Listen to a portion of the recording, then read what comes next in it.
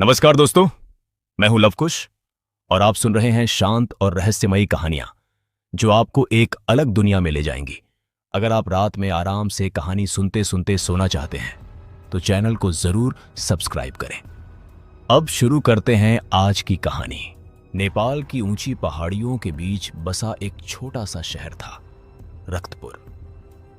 यह शहर दुनिया के नक्शे में बहुत छोटा था, लेकिन उसके बारे में फैली कहानियां इतनी भयानक थीं कि आसपास के गांवों के लोग भी शाम ढलते ही उसका नाम लेने से डरते थे। कहते थे कि उस शहर पर एक पुराना श्राप था। रात होते ही वहां की गलियों में सफेद धुंध फैल जाती थी और उस धुंध के अंदर कुछ ऐसा घूमता था जिसे इंसान नहीं कहा जा सकता था। कई लोग उस शहर में गए, लेकिन फिर कभी लौटकर वापस नहीं आए। जो लौटे भी, उनकी मानसिक हालत इतनी खराब थी कि वे ठीक से बोल भी नहीं पाते थे। कोई सिर्फ धुंध धुंध ये चिल्लाता रहता तो कोई अपने ही चेहरे को नाखूनों से नोच डालता था। दिल्ली से 5 दोस्तों का एक ग्रुप नेपाल घूमने निकला था। उन 5 के नाम थे आरव, करण, मीरा, नील और साक्षी। 5 को डरावनी जगहों पर घूमने का बहुत शौक था। वे YouTube के लिए हॉरर वीडियो बनाते थे और उनके चैनल पर लाखों सब्सक्राइबर थे। एक बूढ़े आदमी ने तो उनके सामने हाथ जोड़ लिए। उसने कांपती आवाज में कहा, बेटा वहां मत जाओ। रक्तपुर में रात को इंसान नहीं रहते, वहां कुछ और रहता है। लेकिन आरव ने हंसते हुए कहा, बाबा ये सब अंधविश्वास है, हम लोग बस वीडियो बनाएंगे और वापस आ जाएंगे। बूढ़े आदमी की आंखों में डर साफ दिखाई दे रहा था। उसने धीरे से कहा, जो लोग वहां गए वे कभी वापस नहीं आए। अगली सुबह 5 जीप लेकर रक्तपुर के लिए निकल पड़े। रास्ता बेहद सुनसान था। दोनों तरफ घने जंगल और ऊंचे पहाड़ थे। मौसम धीरे धीरे खराब होने लगा। आसमान में काले बादल छा गए और ठंडी हवाएं चलने लगीं। लगभग 6 घंटे का सफर तय करने के बाद उन्हें दूर पहाड़ियों के बीच एक टूटा हुआ बोर्ड दिखाई दिया, जिस पर लाल रंग से लिखा था, रक्तपुर में आपका स्वागत है। बोर्ड के नीचे किसी ने खून जैसे रंग से एक और लाइन लिख रखी थी, रात होने से पहले वापस लौट जाओ। साक्षी ने डरते हुए कहा, यार ये मजाक थोड़ा ज्यादा नहीं हो गया? लेकिन कर्ण ने कैमरा ऑन करते हुए कहा, दोस्तों आज हम पहुंच चुके हैं नेपाल के सबसे डरावने शहर रक्तपुर में। कहते हैं यहां रात को भूत घूमते हैं। आज हम पता लगाएंगे कि सच क्या है। जैसे ही वे शहर के अंदर पहुंचे, उन्हें अजीब सा सन्नाटा महसूस हुआ। सड़कें खाली थीं, कई घर टूट चुके थे। कुछ खिड़कियों पर पुराने लाल कपड़े बंधे थे जो हवा में हिल रहे थे। ऐसा लग रहा था जैसे पूरा शहर कई सालों से वीरान पड़ा हो। तभी उन्हें सड़क किनारे एक बूढ़ी औरत दिखाई दी। उसका चेहरा झुर्रियों से भरा था और उसकी आंखें पूरी सफेद थीं। वह उन्हें घूर रही थी। मीरा ने धीरे से पूछा, मां जी यहां कोई रहता नहीं क्या? बूढ़ी औरत ने धीरे से मुस्कुराया। उसकी मुस्कान इतनी डरावनी थी कि सभी की रीढ़ में ठंडक दौड़ गई। उसने सिर्फ इतना कहा, रात होने वाली है, भाग जाओ। इतना कहकर वह अचानक मुड़ी और धुंध में गायब हो गई। 5 ने इधर उधर देखा, लेकिन वह औरत कहीं दिखाई नहीं दी। नील ने हंसने की कोशिश की, लेकिन उसकी आवाज कांप रही थी। उसने कहा, शायद कोई पागल औरत थी। लेकिन अंदर ही अंदर सब डरने लगे थे। शाम होते होते वे एक पुराने होटल में पहुंचे। होटल का नाम था हिमछाया लॉज। पूरा होटल लकड़ी का बना था और बहुत पुराना लग रहा था। अंदर सिर्फ एक आदमी था, होटल का मालिक। उसका नाम था तेंजिन। उसका चेहरा पीला पड़ा हुआ था। उसने 5 को देखते ही कहा, तुम लोग यहां क्यों आए हो? आरव ने कहा, हम रात यहीं रुकेंगे। यह सुनते ही तेंजिन के चेहरे का रंग उड़ गया। उसने धीरे से कहा, अगर रात यहां रुके तो सूरज नहीं देख पाओगे। कर्ण ने हंसते हुए पैसे टेबल पर रख दिए। बस एक रात की बात है। तेनजिन कुछ देर चुप रहा, फिर बोला, ठीक है, लेकिन रात को अगर कोई दरवाजा खटखटाए तो मत खोलना, चाहे कुछ भी हो जाए। रात धीरे धीरे गहराने लगी। बाहर घना कोहरा फैल चुका था। हवा की आवाजें पूरे होटल में गूंज रही थीं। पांचों ने अपने कैमरे सेट किए और हॉरर व्लॉग शूट करना शुरू किया। शुरुआत में सब सामान्य लग रहा था, लेकिन रात के लगभग 12 बजे अचानक ऊपर वाले कमरे से किसी के दौड़ने की आवाज आने लगी। धड़ाम धड़ाम धड़ाम, ऐसा लग रहा था जैसे कोई बहुत तेजी से भाग रहा हो। नील ने कहा, ऊपर कोई है क्या? तभी होटल मालिक तेनजिन डरते हुए उनके कमरे में आया। उसके हाथ कांप रहे थे। उसने कहा, ऊपर मत जाना। लेकिन कर्ण ने कैमरा उठाया और बोला, यही तो कंटेंट है भाई। कर्ण और आरव सीढ़ियां चढ़कर ऊपर जाने लगे। जैसे जैसे वे ऊपर बढ़ रहे थे, आवाजें और तेज होती जा रही थीं। पूरा गलियारा अंधेरे में डूबा था। अचानक गलियारे के आखिर में उन्हें एक छोटी लड़की दिखाई दी। उसके लंबे काले बाल उसके चेहरे को ढके हुए थे और उसने सफेद कपड़े पहन रखे थे। वह धीरे धीरे उनकी तरफ मुड़ी। उसके चेहरे पर आंखें नहीं थीं, सिर्फ काले गड्ढे थे जिनसे खून बह रहा था। आरव चीख पड़ा। कर्ण के हाथ से कैमरा गिर गया। अगले ही पल वह लड़की तेजी से उनकी तरफ दौड़ी। दोनों डरकर नीचे भागे। नीचे पहुंचते ही उन्होंने देखा कि तेनजिन जमीन पर बैठा मंत्र पढ़ रहा था। वह कांपते हुए बोला, वो आ गई, आज फिर वो आ गई। मीरा ने पूछा, कौन? तेनजिन ने कहा, रक्तपुर की चुड़ैल, जिसने पूरे शहर को खत्म कर दिया। तभी अचानक पूरे होटल की लाइट चली गई। बाहर से बच्चों के हंसने की आवाजें आने लगीं। खिड़की के बाहर घनी धुंध में कई परछाइयां घूम रही थीं। ऐसा लग रहा था जैसे दर्जनों लोग होटल को घेर कर खड़े हों। साक्षी रोने लगी। नील ने खिड़की से बाहर देखने की कोशिश की, लेकिन तभी किसी ने बाहर से जोर से शीशे पर हाथ मारा। धड़ाम! शीशे पर खून से लिखा था, भाग जाओ। तेनजिन चिल्लाया, सब लोग कमरे के अंदर जाओ। पांचों तेजी से कमरे में घुस गए। बाहर लगातार कदमों की आवाजें आ रही थीं। कोई गलियारे में धीरे धीरे चल रहा था। ठक ठक ठक, हर कदम के साथ आवाज करीब आती जा रही थी। अचानक उनके कमरे के बाहर कोई रुक गया। फिर धीरे धीरे दरवाजा खटखटाने की आवाज आई। ठक ठक ठक, साक्षी कांपते हुए बोली, कौन है?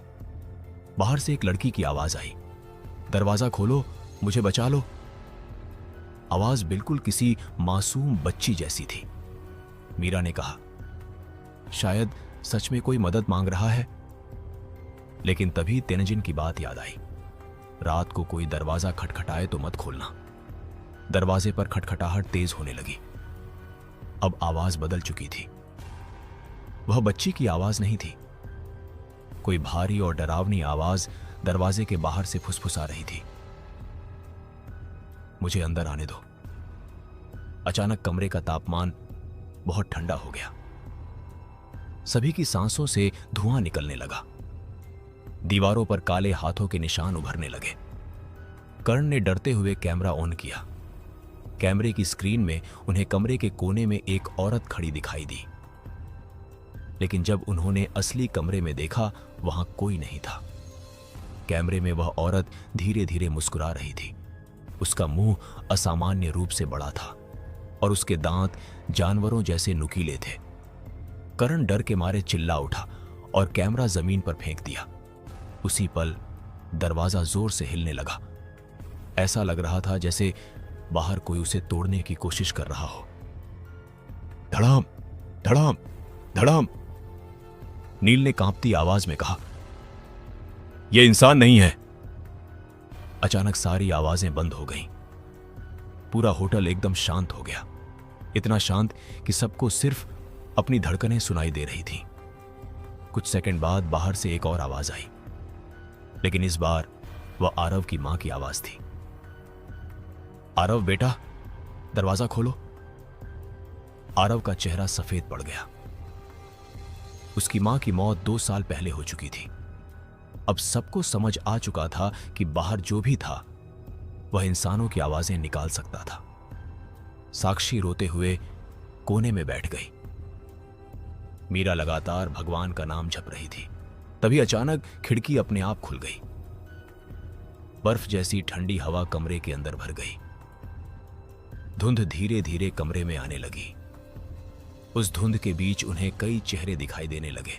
सड़े हुए चेहरे, खून से लथपथ चेहरे, जिनकी आंखें पूरी काली थीं। वे सब धीरे धीरे उनकी तरफ बढ़ रहे थे।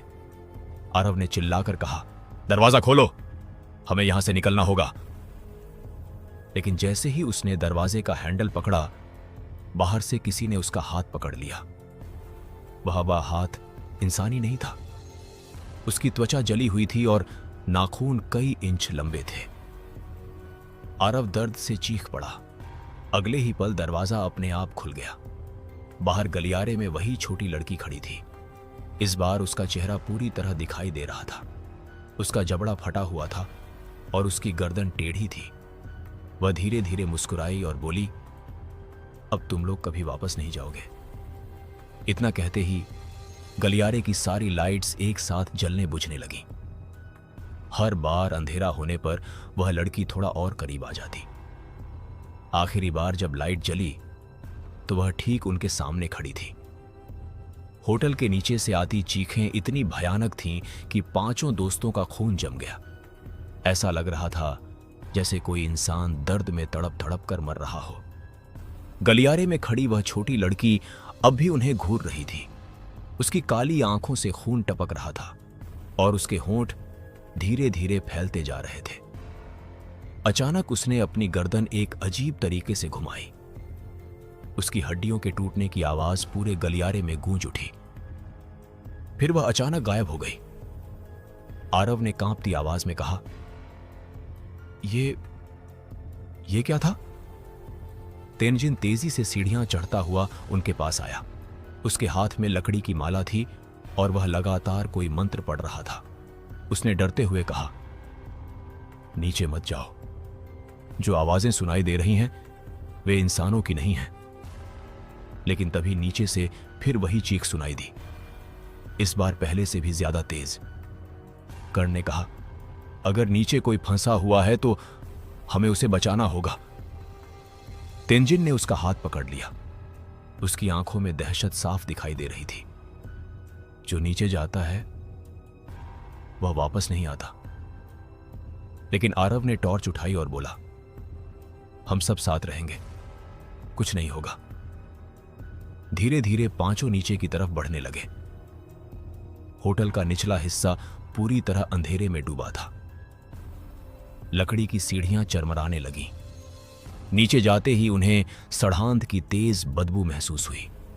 ऐसा लग रहा था जैसे कोई जानवर कई दिनों से सड़ रहा हो। दीवारों पर पुराने खून के धब्बे थे और कई जगह अजीब निशान बने हुए थे। नील ने टॉर्च दीवार पर डाली तो देखा कि वहां नेपाली भाषा में कुछ लिखा था। तेनजिन ने उसे पढ़ते ही आंखें बंद कर लीं। उसने धीमी आवाज में कहा, यहां लिखा है, जो धुंध को जगाएगा उसकी आत्मा कभी मुक्त नहीं होगी। तभी अचानक सामने वाले अंधेरे से किसी के भागने की आवाज आई। ठक ठक ठक, जैसे कोई नंगे पैर तेजी से भाग रहा हो। साक्षी डरकर मीरा के पीछे छिप गई। कर्ण कैमरा पकड़े हुए उस दिशा में बढ़ा। टॉर्च की रोशनी जैसे ही आगे गई, उन्हें एक लोहे का बड़ा दरवाजा दिखाई दिया। दरवाजे पर जंग लगी थी और उसके ऊपर लाल रंग से हाथों के निशान बने हुए थे। दरवाजे के अंदर से किसी औरत के रोने की आवाज आ रही थी। मीरा ने धीरे से कहा, कोई अंदर बंद है। तेनजिन अचानक जोर से चिल्लाया, नहीं, दरवाजा मत खोलना। लेकिन उसी समय दरवाजे के पीछे से एक मासूम बच्ची की आवाज आई, मां, मुझे बाहर निकालो। साक्षी की आंखों में आंसू आ गए। उसने कहा, यार, अगर सच में कोई बच्ची अंदर है तो। आरव कुछ पल सोचता रहा। फिर उसने धीरे धीरे दरवाजे की कुंडी पकड़ी। तेनजिन लगातार मना करता रहा, लेकिन आरव ने दरवाजा खोल दिया। दरवाजा खुलते ही ठंडी हवा का तेज झोंका बाहर आया। अंदर पूरी तरह अंधेरा था। जैसे ही टॉर्च की रोशनी अंदर गई, सबकी सांसें रुक गईं। कमरे के बीचों बीच कई इंसानी कंकाल पड़े थे। कुछ की खोपड़ियां टूटी हुई थीं और कुछ की हड्डियां दीवारों से जंजीरों में बंधी थीं। पूरा कमरा सूखे खून से भरा था। अचानक कमरे के कोने से किसी के हंसने की आवाज आई। सबने टॉर्च उस तरफ घुमाई। वहां एक बूढ़ा आदमी बैठा था। उसके बाल पूरी तरह सफेद थे और उसका शरीर बेहद कमजोर था। उसकी आंखें पागलों जैसी लग रही थीं। वह लगातार हंस रहा था। आरव ने पूछा, आप कौन हैं? बूढ़े आदमी ने धीरे धीरे सिर उठाया। उसकी आंखों में अजीब डर था। उसने कहा, तुम लोग भी मरने आए हो? तेनजिन उसे देखकर कांप उठा। दावा लामा, तुम अभी तक जिंदा हो? बूढ़ा आदमी हंसने लगा। जिंदा? नहीं, मैं बहुत पहले मर चुका हूं। कमरे का माहौल और डरावना हो गया। दावा लामा धीरे धीरे उठकर उनकी तरफ बढ़ा। उसके पैरों में भारी जंजीरें बंधी थीं। उसने कहा, रक्तपुर कभी ऐसा नहीं था। यहां लोग खुश रहते थे, लेकिन फिर जंगल के नीचे वाली सुरंग खुली और उसके साथ कुछ ऐसा बाहर आया जो इंसानों का नहीं था। मीरा ने डरते हुए पूछा, कैसी सुरंग? दावा लामा की आंखें फैल गईं। उसने कांपती आवाज में कहा, पहाड़ के नीचे एक पुरानी सुरंग है। अंग्रेजों के समय वहां खुदाई हुई थी। कहते हैं कि मजदूरों को जमीन के अंदर एक मंदिर मिला था। ऐसा मंदिर जो हजारों साल पुराना था, लेकिन मंदिर के अंदर कुछ बंद था। जैसे ही उन्होंने उसे खोला, पूरा रक्तपुर बदल गया। तभी अचानक ऊपर होटल में किसी चीज के टूटने की आवाज आई। धड़ाम! सब डरकर ऊपर देखने लगे। फिर गलियारे में किसी के दौड़ने की आवाज आने लगी। ऐसा लग रहा था जैसे दर्जनों लोग एक साथ भाग रहे हों। दावा लामा अचानक घबराकर चिल्लाया, वो आ गए! धुंध के लोग आ गए! अचानक कमरे की लाइट अपने आप जलने बुझने लगी। हर बार अंधेरा होने पर ऐसा लग रहा था जैसे कमरे में कोई और मौजूद हो। साक्षी ने डरते हुए पीछे मुड़कर देखा और उसकी चीख निकल गई। उसके पीछे एक औरत खड़ी थी। उसका शरीर आधा जला हुआ था और उसकी आंखें पूरी सफेद थीं। उसके मुंह से कीड़े बाहर निकल रहे थे। वह धीरे धीरे साक्षी के कान के पास झुकी और फुसफुसाई, भागो!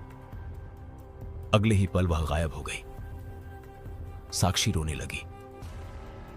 कर्ण ने कैमरा उसकी तरफ किया तो कैमरे की स्क्रीन में दर्जनों चेहरे दिखाई दे रहे थे जो असली कमरे में नहीं थे।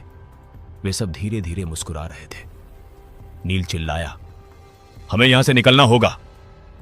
लेकिन तभी लोहे का दरवाजा अपने आप बंद हो गया। जोरदार धमाके के साथ पूरा कमरा हिल गया। अब वे सब अंदर फंस चुके थे।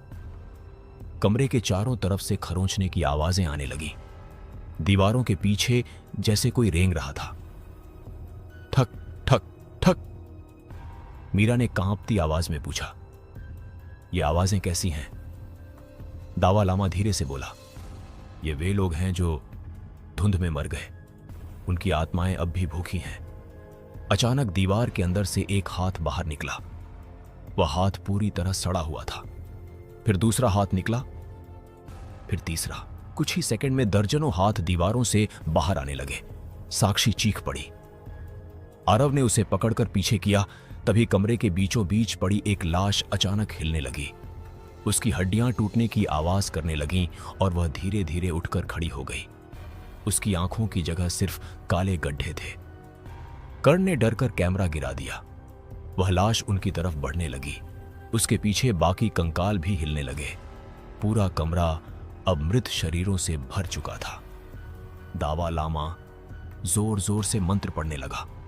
उसने अपनी जेब से लाल रंग का पाउडर निकाला और हवा में फेंक दिया। अचानक सारे भूत पीछे हटने लगे। कमरे में जोरदार चीखें गूंज उठीं। तेनजिन चिल्लाया, भागो! सब तेजी से दरवाजे की तरफ भागे। इस बार दरवाजा अपने आप खुल गया। वे लोग जान बचाकर बाहर निकले और ऊपर की तरफ भागने लगे। लेकिन जैसे ही वे होटल की लॉबी में पहुंचे, वहां का नजारा देखकर सबके पैरों तले जमीन खिसक गई। पूरा होटल बदल चुका था। दीवारों पर खून बह रहा था। छत से उल्टे लटके हुए इंसानी शरीर झूल रहे थे। कई शवों की आंखें खुली हुई थीं और वे उन्हें घूर रहे थे। मीरा ने रोते हुए कहा, हे भगवान! तभी रिसेप्शन के पीछे खड़े तेनजिन ने अचानक चीख मारी। सबने उसकी तरफ देखा। उसकी पीठ के पीछे धुंध से बनी एक काली आकृति खड़ी थी। उसकी लंबाई लगभग 7 फुट थी और उसकी आंखें लाल आग की तरह चमक रही थीं। अगले ही पल उस आकृति ने तेनजिन की गर्दन पकड़ ली। तेनजिन हवा में लटक गया। वह दर्द से तड़पने लगा। उसकी आंखें बाहर निकलने लगीं। आरव चिल्लाया, तेनजिन! लेकिन इससे पहले कि कोई कुछ कर पाता, उस काली आकृति ने तेनजिन की गर्दन घुमा दी। चटाक!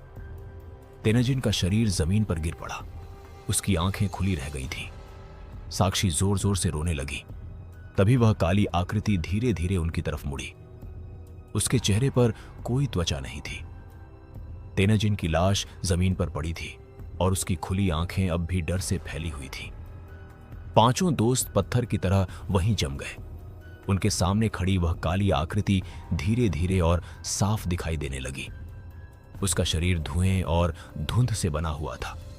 उसके चेहरे पर मांस नहीं था, सिर्फ हड्डियां थीं और उसकी लाल चमकती आंखें सीधे उनकी आत्मा के भीतर तक उतर रही थीं। अचानक होटल की सारी खिड़कियां एक साथ टूट गईं। तेज बर्फीली हवा अंदर घुस आई। बाहर फैली धुंध अब होटल के अंदर भरने लगी थी। उस धुंध के बीच कई परछाइयां दिखाई दे रही थीं। वे सब इंसानों जैसी थीं, लेकिन उनकी चाल अजीब थी, जैसे उनकी हड्डियां टूटी हुई हों। नील कांपती आवाज में बोला, ये सब क्या है? दावा लामा तेजी से आगे आया। उसने अपने गले से लकड़ी का एक पुराना ताबीज निकाला और जोर से मंत्र पढ़ने लगा। जैसे ही उसने ताबीज उस काली आकृति की तरफ उठाया, होटल के अंदर तेज चीख गूंज उठी। काली आकृति कुछ कदम पीछे हट गई। उसकी आंखों की लाल रोशनी और तेज हो गई। दावा लामा चिल्लाया, भागो यहां से! यह धुंध का शैतान है। अगर इसने तुम्हें छू लिया तो तुम्हारी आत्मा हमेशा के लिए इसकी हो जाएगी। आरव ने साक्षी का हाथ पकड़ा और सब तेजी से होटल के बाहर भागे। बाहर का दृश्य पहले से भी ज्यादा डरावना था। पूरा रक्तपुर सफेद धुंध में डूब चुका था। सड़कों पर कोई इंसान नहीं था, लेकिन हर तरफ कदमों की आवाजें गूंज रही थीं। ऐसा लग रहा था जैसे हजारों लोग उनके आसपास चल रहे हों। कर्ण ने कैमरा चालू किया। कैमरे की स्क्रीन पर धुंध के अंदर कई चेहरे दिखाई दे रहे थे। वे सब मुस्कुरा रहे थे। कुछ के चेहरे आधे सड़े हुए थे, कुछ की आंखें नहीं थीं। अचानक कैमरे में एक लड़की दिखाई दी जो सीधे कर्ण के पीछे खड़ी थी। कर्ण तेजी से पलटा, लेकिन पीछे कोई नहीं था। तभी अचानक साक्षी जोर से चीखी। सबने उसकी तरफ देखा। धुंध के अंदर से 2 लंबे काले हाथ निकलकर उसे पकड़ चुके थे। साक्षी जमीन पर घिसटती हुई धुंध के अंदर जाने लगी। मुझे बचाओ! वह रोते हुए चिल्लाई। आरव और नील तुरंत उसकी तरफ भागे। उन्होंने साक्षी के हाथ पकड़ लिए, लेकिन दूसरी तरफ से कोई बहुत ताकत से उसे खींच रहा था। धुंध के अंदर से अजीब फुसफुसाहटें सुनाई दे रही थीं। हमें उसकी आत्मा चाहिए, उसे हमारे पास छोड़ दो। साक्षी की आंखें डर से फैल गईं। तभी धुंध के अंदर 2 लाल आंखें चमकी। अगले ही पल दावा लामा ने अपना ताबीज उस दिशा में फेंका। जोरदार धमाका हुआ और धुंध कुछ पल के लिए पीछे हट गई। उसी मौके पर आरव और नील ने साक्षी को खींचकर बाहर निकाल लिया, लेकिन अब दावा लामा गायब था। मीरा घबराकर बोली, दावा बाबा कहां गए? चारों तरफ सिर्फ धुंध थी। तभी दूर से उसकी चीख सुनाई दी, ऐसी चीख जैसे किसी को जिंदा नोचा जा रहा हो। कर्ण डरते हुए बोला, हमें वापस जाना चाहिए। लेकिन उसी समय धुंध के अंदर से दावा लामा की आवाज आई, भागो, सुरंग तक जाओ, वहीं इसका अंत छिपा है। फिर अचानक सब शांत हो गया। अब पांचों समझ चुके थे कि इस शहर से जिंदा निकलने का एक ही रास्ता है, उस पुरानी सुरंग तक पहुंचना। वे लोग तेजी से सड़क पर आगे बढ़ने लगे। रास्ते में हर घर वीरान था। कई खिड़कियों के पीछे उन्हें लोगों की परछाइयां दिखाई देती, लेकिन जैसे ही वे ध्यान से देखते वहां कोई नहीं होता। हवा में लगातार बच्चों के रोने और औरतों के चिल्लाने की आवाजें गूंज रही थीं। करीब आधे घंटे चलने के बाद उन्हें शहर के बाहर एक पुराना मंदिर दिखाई दिया। मंदिर पूरी तरह टूटा हुआ था। उसके सामने कई लाल झंडे लगे थे जो हवा में फड़फड़ा रहे थे। मंदिर के दरवाजे पर एक आदमी बैठा था। उसने काले कपड़े पहन रखे थे और उसके हाथ में जलती हुई मशाल थी। जैसे ही उसने पांचों को देखा, उसकी आंखें चौड़ी हो गईं। उसने कहा, तुम लोग अभी तक जिंदा कैसे हो? आरव ने जल्दी से पूछा, क्या आप हमें उस सुरंग तक ले जा सकते हैं? आदमी कुछ पल चुप रहा, फिर बोला, मेरा नाम पासंग है। मैं इस मंदिर का आखिरी पुजारी हूं, लेकिन सुरंग तक जाना मौत को बुलाना है। मीरा ने कहा, अगर हम नहीं गए तो वैसे भी मर जाएंगे। पासंग ने धीरे धीरे सिर हिलाया। फिर वह उन्हें मंदिर के अंदर ले गया। मंदिर के भीतर कई पुरानी मूर्तियां थीं जिनके चेहरे टूटे हुए थे। बीच में एक विशाल घंटा लटका था जिस पर सूखे खून के निशान बने हुए थे।